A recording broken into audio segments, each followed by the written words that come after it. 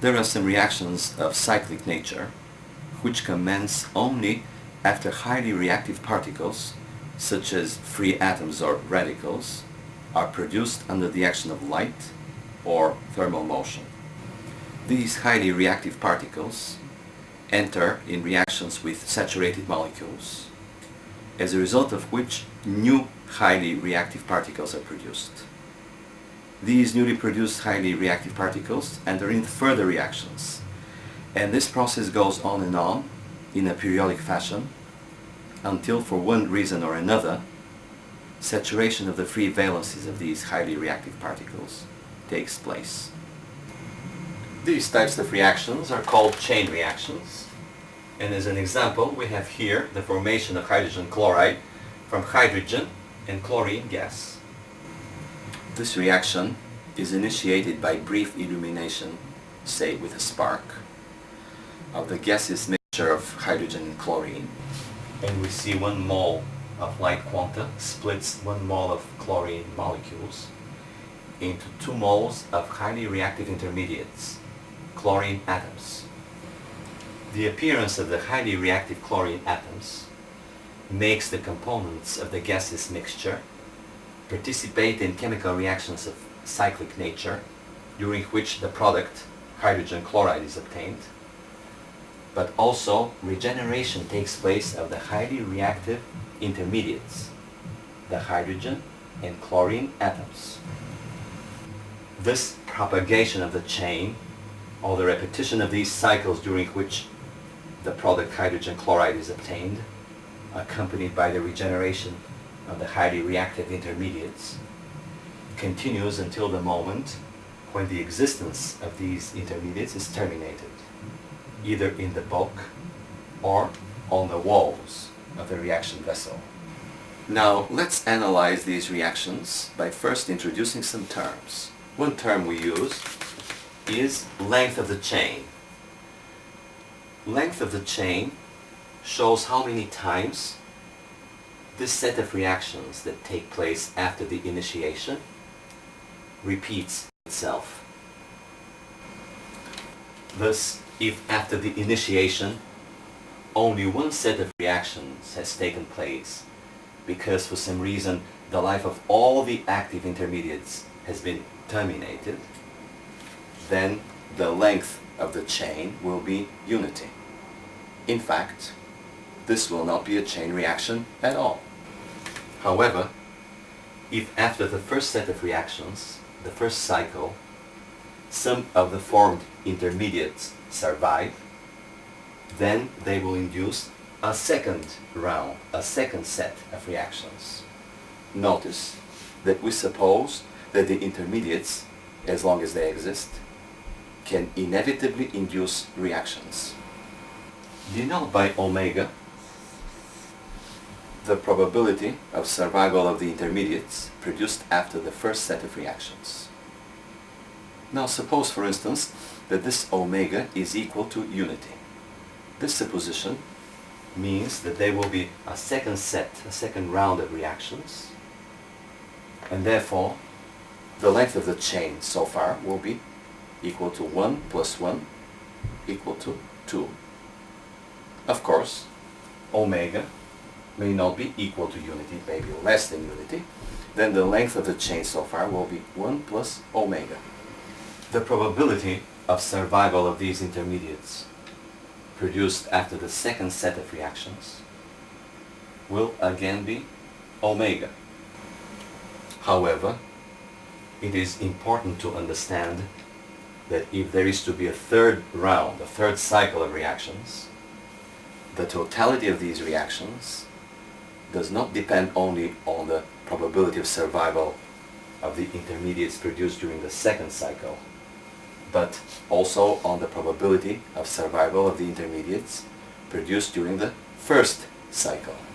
Therefore, not just omega, but omega squared, in other words, the product of the two probabilities, will express how much of a third cycle there would be. Indeed, consider an extreme case. Suppose that the probability of survival of the intermediates produced during the first cycle is less than unity. However, the probability of survival of the intermediates produced during the second cycle is unity. That is, all of them survive.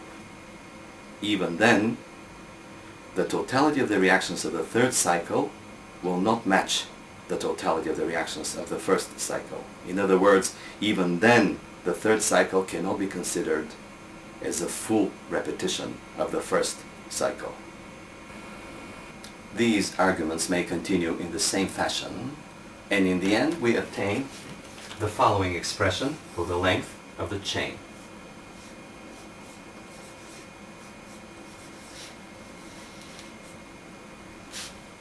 Now this is an infinite sum. Therefore, for this type of infinite sum, we have, from the discussion so far, and of course from this expression, it is clear that when omega is equal to unity, in other words, when all the intermediates produced during all cycles survive, then the length of the chain will be infinite. If omega is equal to 0, then the length of the chain will be unity, and as mentioned, this will not be a chain reaction at all. When omega is greater than 0 but less than unity, then the chain will be terminated at some point. In other words, this is an attenuating chain with a length greater than unity, but still a finite one. Now we'll observe an alternative definition of the parameter length of chain, and we will show that this new definition coincides with the one we already observed. Thus, denote by delta A the number of newly formed product molecules per period delta t, and by delta n the number of the intermediates that have vanished during this same time period delta t. Then we can define length of chain alternatively as delta A over delta n. In other words, length of chain is defined as the rate of appearance of product molecules over the rate of disappearance of intermediates, considering that the appearance of each product molecule is inevitably accompanied by the production of one intermediate. To prove that this ratio indeed defines length of chain, let us express delta n in a different way. Denote by delta n prime the total number of intermediates produced for a time period delta t. Then suppose that all the intermediates produced for a time period delta t vanish. We will denote this number of vanishing intermediates by delta n dead. Obviously, delta n prime will be equal to delta n dead. However, not all of the intermediates vanish. Some of them survive. We will denote the number of surviving intermediates by delta n surviving. Then the quantity delta n here, which recall is the number of intermediates that have vanished for a time period delta t, can be expressed by this difference. Therefore, we can substitute this difference in the denominator of the ratio. Now we can divide the numerator and the denominator by delta A.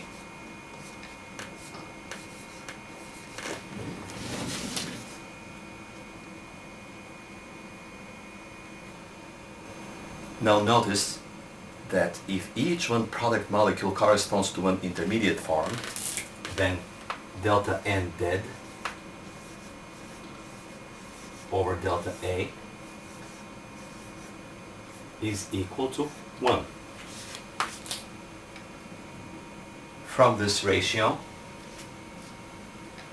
it follows also that delta A equals delta n dead. and we can substitute delta A here in the denominator. However, this ratio is equal to omega because it shows the number of surviving intermediates per one dead intermediate. Therefore, the second definition of length of chain leads to the same expression as the one obtained by the first definition of the length of chain. This ratio indeed is equal to omega, that is, to the probability of the intermediates produced to survive, because this is a ratio between the number of surviving intermediates over the total number of intermediates. Recall that by definition the value of this delta n dead is in fact the total number of the produced intermediates. The analysis so far applies to non-branching chain reactions. Now let us see how this theory applies to branching chain reactions. For instance, reactions at which the attainment of one product is accompanied by the appearance of two active intermediates. Of course, the process of branching may not be so symmetrical, so complete.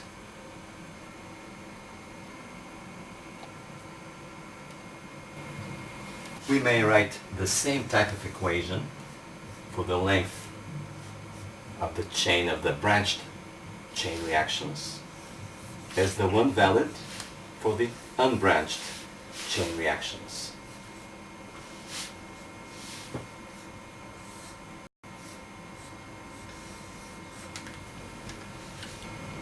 However, we should not forget that the capital letter omega here refers to the probability of appearance of two intermediates accompanying the formation of a product molecule. And we can reach the same conclusions as in the case of unbranched chain reactions. Thus, if this capital omega is equal to unity, the length of the chain will be 1 over infinite. This will be the condition for a perfect, complete branching. Obviously, if the length of chain of these branching chain reactions is expressed in terms of their probability referring to unbranched chain reactions, then complete branching will occur when this small letter omega is equal to 2. Then the length of chain will be 1 over 1 minus 2 equals to minus 1. This is a purely formal quantity. So when the length of chain is equal to minus 1, there will be complete branching. Obviously, if the length of chain of branching chain reactions is expressed in terms of the probability referring to unbranched chain reactions, then complete branching will occur when the value of this small letter omega is equal to 2. This is conceivable because the appearance of every product molecule has to be accompanied by the production of two intermediates. Then the length of chain will be equal to L equals to 1 over 1 minus 2 minus 1. This negative length is a purely formal quantity. If the value of this small letter omega, which we now refer to the branching chain reaction, becomes equal to unity, then this branching chain reaction obviously will turn into an unbranched chain reaction with a length of chain equal to infinity. In other words, this unbranched chain reaction would have reached its stationary state at omega less than unity. This unbranched chain reaction will be an attenuating one. If omega is greater than unity, then we will have an accelerating branched reaction. The criterion for self-sustainment of branching chain reaction can be expressed using the second definition of length of chain. It is seen that a branching chain reaction is self-sustaining, in other words, has reached a stationary state, when the length of chain of this reaction is equal to the rate of formation of the product. Now, let us see how we can go about determining the kinetics of straight chain reactions. One way to go is to use the formula for the length of chain, where delta A is the number of molecules of the product obtained for a time period delta t. In other words, this is the rate of formation of the product, or this is the rate of the reaction, R. We can express the rate of the reaction as the product of the length of chain and the number of intermediates that have vanished for a time period delta t. Usually, however, a different approach is applied when studying this kinetics, and this approach is typical when studying kinetics of chemical reactions. According to this approach, first, experimental determination of the kinetic equation is carried out, and then a mechanism of the reaction that best fits the experimentally obtained kinetic equation is speculated. Now, a chain reaction mechanism is considered here because of the anomalously large values of the rate constants typical for these types of reactions. As an example, we will observe the reaction of formation of false G. At the beginning, this reaction can be considered as irreversible. And now, experimentally, it has been found that the rate of this reaction obeys the following kinetic equation. As we can see, this is a reaction of fractional order. As we already know, reactions of fractional order are complex reactions, proceeding along mechanisms involving multiple steps.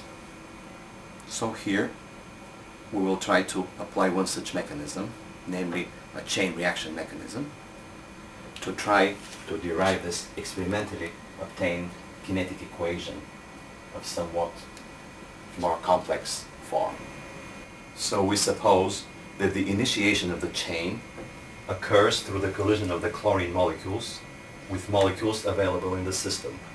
Other chlorine molecules, or carbon monoxide molecules, or even molecules of some contaminant gas.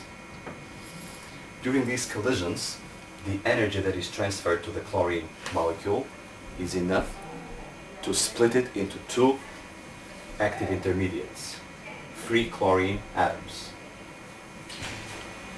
Then we conjecture, based on experimental findings of intermediates, properties of these intermediates, properties of the molecules involved in these reactions, that the propagation of the chain takes place through these three reactions.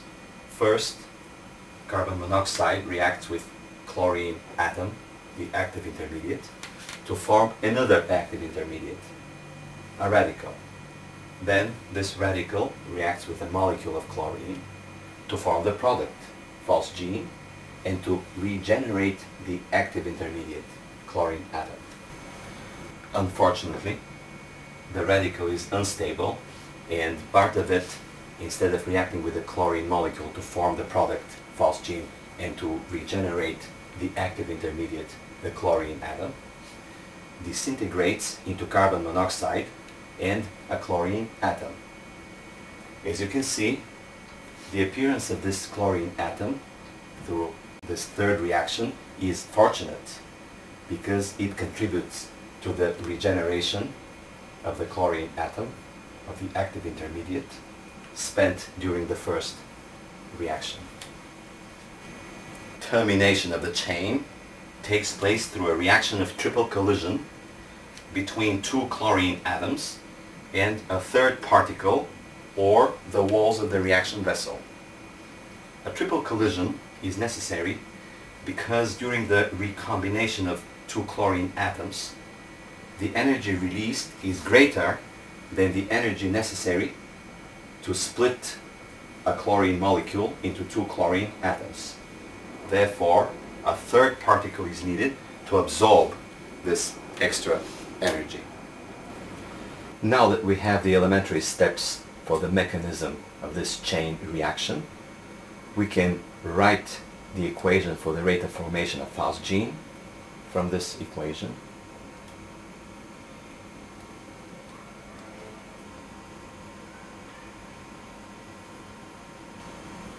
Now let's write the equation for the rate of formation of intermediates. First of all, the rate of formation of chlorine atom. As we can see, chlorine atom is produced through this first, third, and fourth equation, and is lost through the second and fifth equation.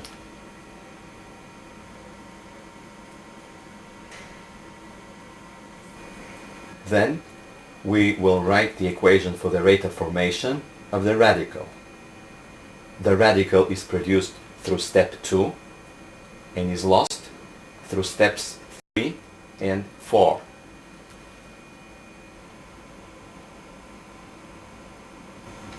In this way, we obtained 3 differential equations, one for the obtainment of the product phosgene and 2 for the formation of the intermediates, the chlorine atom and the radical.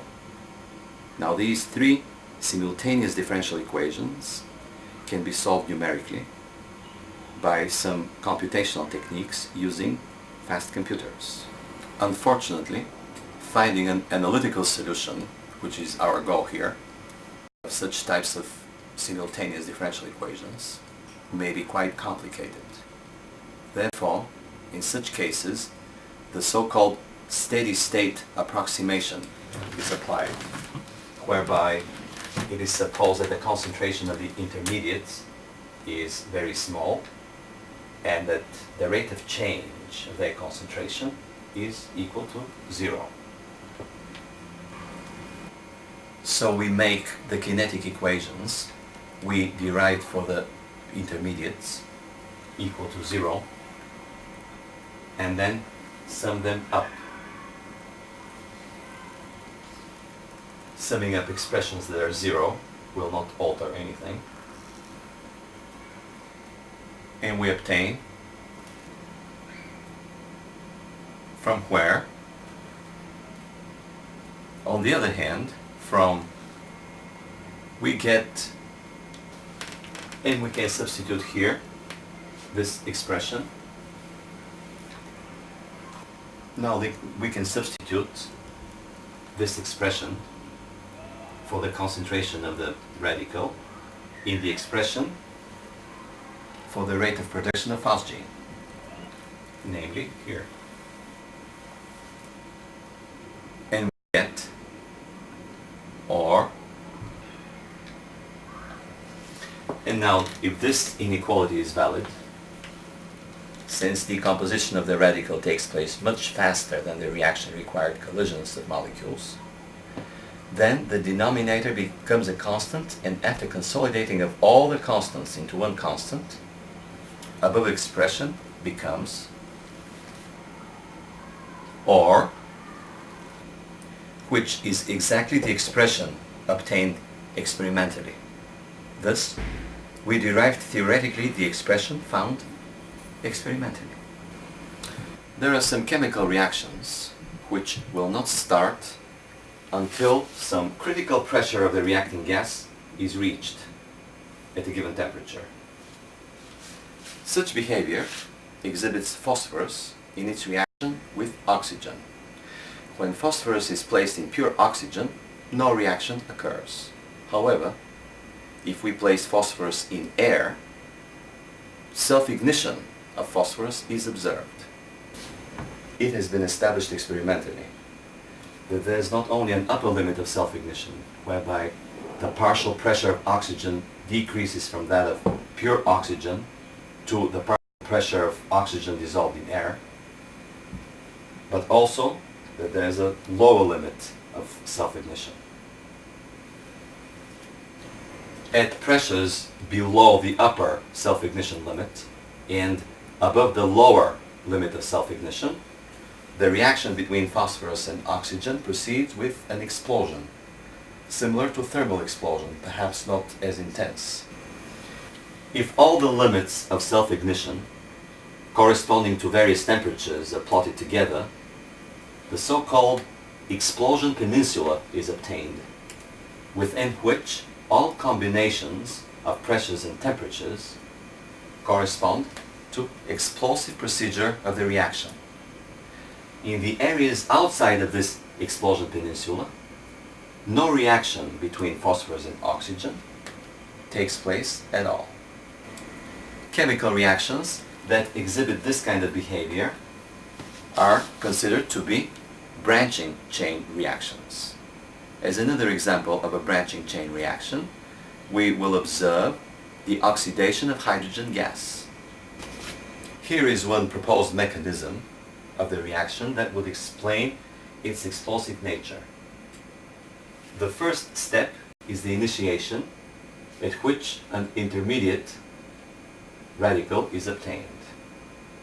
Second step is the propagation, whereby the intermediate radical reacts with the hydrogen molecule, and here the product is obtained, and another intermediate hydrogen atom is also obtained. Then we have the branching stage, whereby this hydrogen atom that was produced at the propagation stage reacts with oxygen, and first of all the radical is obtained, which is restored for the propagation stage, and another intermediate, an oxygen atom, is produced, which reacts with another molecule of hydrogen to produce another radical and to restore the hydrogen atom, the intermediate.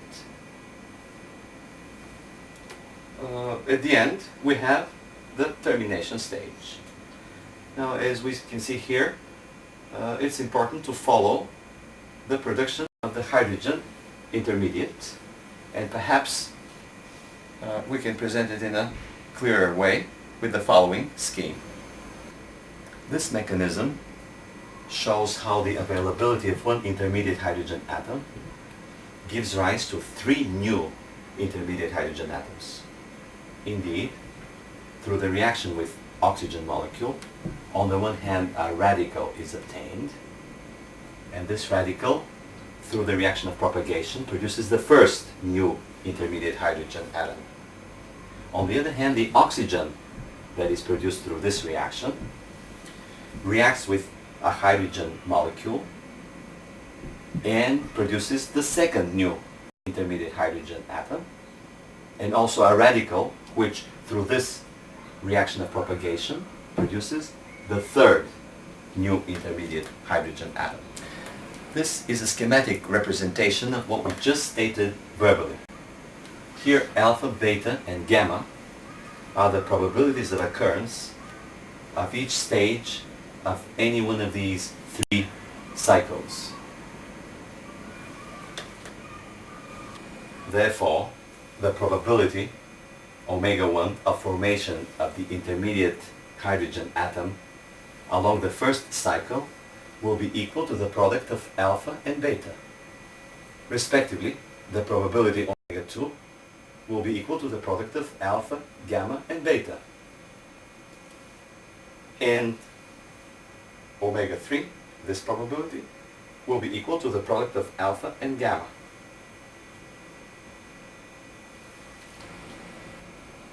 In this model, as we already know, there are in fact 3 types of intermediates: the hydrogen atom, the radical, and the oxygen atom. According to the model, however, it is assumed that the lifetimes of the radical and the oxygen atom are very short, and the only way of terminating their lives is according to the scheme depicted here. In other words, no termination of the life of the radical and the oxygen atom takes place in the bulk or on the surface of the reaction vessel. Therefore, as long as there are radicals and oxygen atoms, they will inevitably transform in the way it is shown here, which means that the probabilities of their transformation, respectively beta and gamma, will be equal to unity, which on its part means that the probability is omega, referring to each cycle, will only be equal to alpha.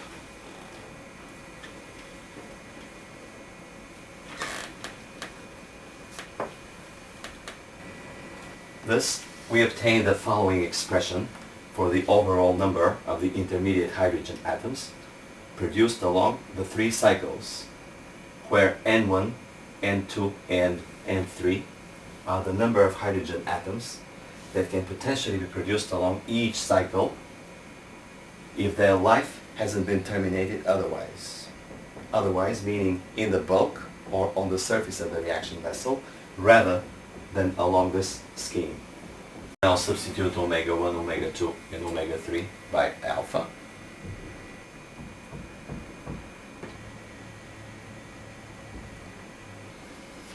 If the value of n is equal to 1, then each hydrogen atom will produce along these three cycles another hydrogen atom, and n equal to 1 then will be the condition for reaching of the stationary state of this reaction.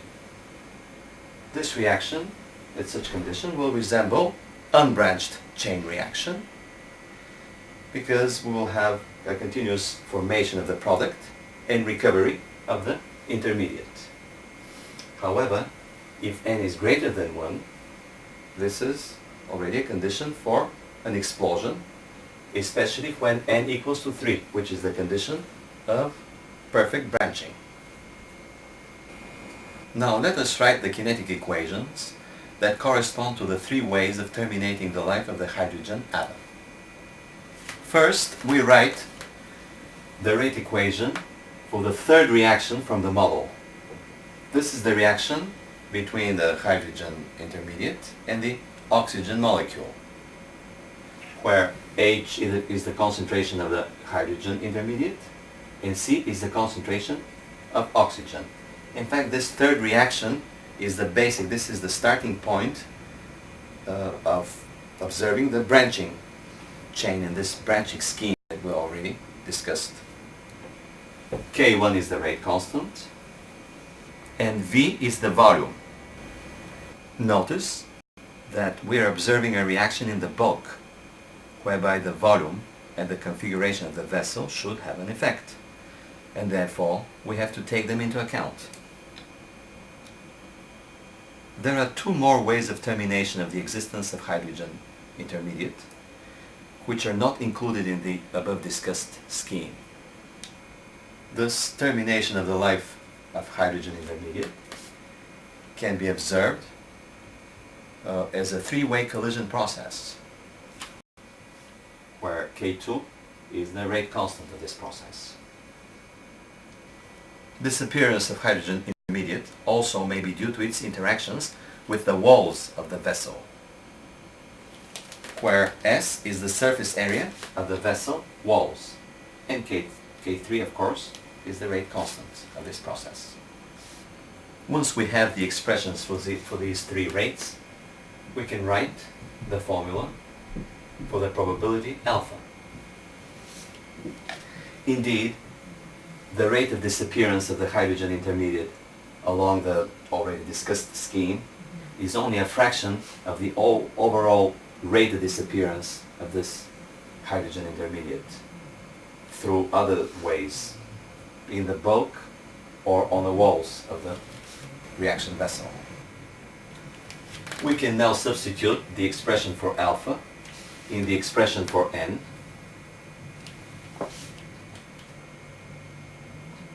and we can suppose that the reaction has reached steady state or stationary state, where the value of n is equal to 1. Now rearrange, open brackets, rearrange again, factor out R1, multiply both sides of the equation by -1, and now substitute the kinetic equations for R1, R2, and R3. Divide by V, and since N1, N2, and N3 are unity, according to the above discussed scheme, we have, or rearranging, we obtain a quadratic equation with respect to the concentration C. The significance of obtaining a quadratic equation is that it has two roots. In other words, there are two values of the concentration, that is, of the partial pressure of oxygen, that satisfy this equation. However, this quadratic equation was derived for a condition that n equals to unity. Recall that n equals to 1 is the condition for reaching of the stationary state of the reaction. Or, expressed otherwise, this is the limit of self-ignition, because if n exceeds unity, then self-ignition occurs. In this way, we derive theoretically that there are two limits of self-ignition, that there are two values of the partial pressure of oxygen which limit a region of partial pressures of oxygen within which self-ignition takes place.